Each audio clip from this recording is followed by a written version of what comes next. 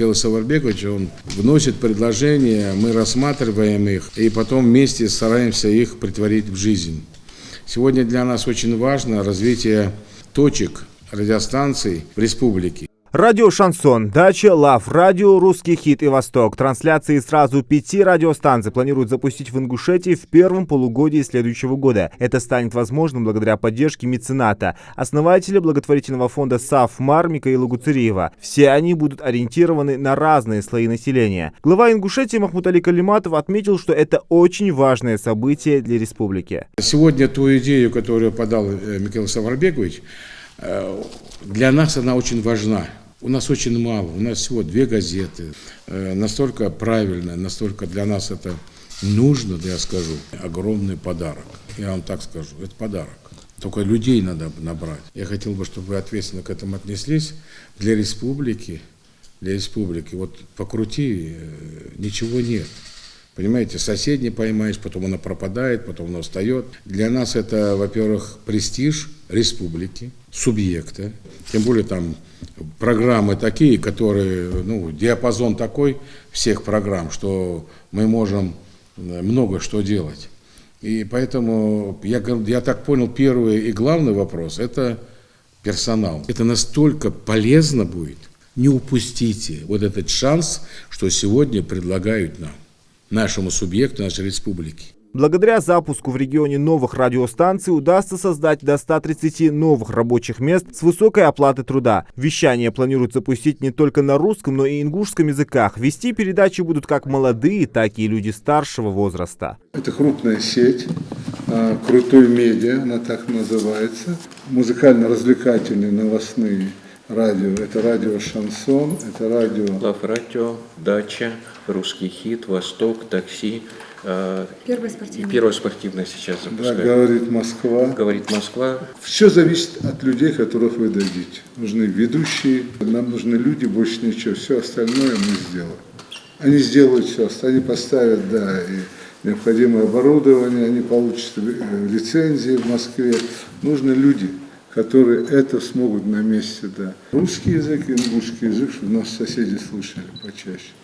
Ингушский язык тоже там нужен, там много живет ингушей, там, они должны слышать свое радио, с новости на ингушском, на русском, музыкальные программы, наши артисты должны выступать на этих станциях.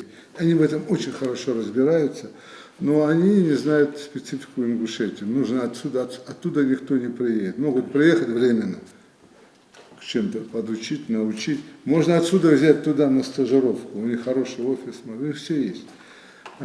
Надо, чтобы вы включились в процесс, дали людей, молодежь, программы какие. Наверное, она этим займется. Она знает, какие программы новые, какие-то свои наши местные программы. Микаил Гуцериев отметил, что радиотрансляции будут запущены до конца марта 2024 года. Однако по просьбе Махмуда Али Калиматова постараются ускорить эту работу, чтобы еще до конца зимы, если не все, то часть из них уже начала вещать. Это будет очень красивое радио, которое будет всем доступно. И все будут, каждая машина это будет слышать, каждая радиоточка. И причем вещать на Сунжу, на Малгобек, на Назрань, все полностью. Серьезно. Одним из основных этапов реализации проекта станет получение разрешения и лицензии Роскомнадзора на вещание. Глава Ингушетии поставил задачу руководителю пресс-службы главы и правительства региона и региональных СМИ провести работу по информированию населения о возможностях трудоустройства в планируемых к запуску в Ингушетии радиотрансляции. Директор НТРК «Магаз» Шамсудин Боков отметил, что национальная телерадиокомпания будет оказывать всевозможную поддержку в этом вопросе. Национальная телерадиокомпания, которая сейчас является фактически единственным и главным радиовещателем на территории Республики Ингушетия. У нас основная частота 88,8, 24 часа вещания. Но вопрос ключевой какой, который мы нашли соприкосновение, то, что мы обязательно поможем по персоналу, особенно техническая составляющая, это те, кто будут непосредственно, как говорится, нажимать на кнопки, обеспечивать техническую работу данных радиостанций. Конечно, ключевая проблема связана с ведущими, но здесь исключительная история именно с тем, что это прекрасная площадка для того, чтобы набрать молодежь, чтобы найти таланты, дать им возможность обучиться на лучших практиках, и в том числе мы договорились, в том числе и наши ребята, которые работают у нас на радиовещания будут выезжать, обмениваться опытом, повышать свою квалификацию. Я думаю, все будет хорошо, и идеальная площадка, я же говорю, для нашей молодежи, которую сможет себя проявить, помимо того, что получит прекрасную работу, хорошо оплачиваемую, как я понимаю, соответственно, плюс навыки и опыт.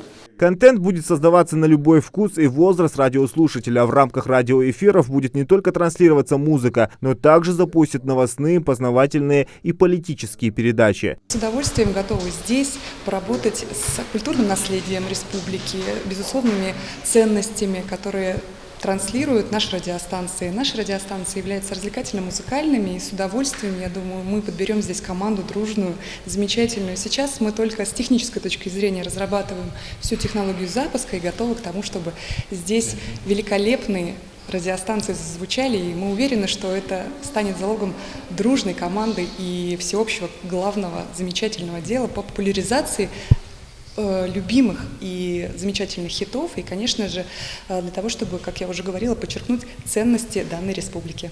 Махмуд Али Калиматов подчеркнул, что это отличная возможность для ингушской молодежи реализовать себя в новом формате, в самых современных условиях. Глава Ингушетии также добавил, что власти республики окажут необходимую поддержку не только в реализации этого проекта, но также и в развитии журналистики и средств массовой информации в республике. Зелимхан Калоев, Сулейман Костоев, Юсуп Ханиев, Рахман Цуров, Новости 24.